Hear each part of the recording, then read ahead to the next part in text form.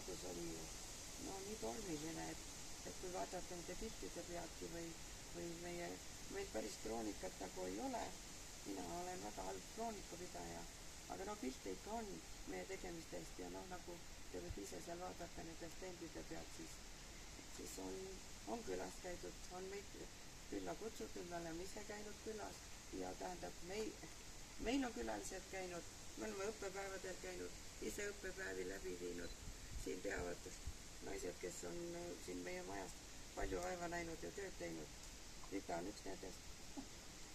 Ma lugesin just seda, üks huvitav raamat on, või noh, ta ei ole raamat, aga ta on meie logiraamat, ütleme, on see, kuidas me alustasime, kui me saime maja kätte, siis me hakkasime telgedel kuduma, juba kuu aja pärast olid meil teljed töös ja see oli põnev on lugeda seda, õnneks võib-olla loodused mõned kohad ette,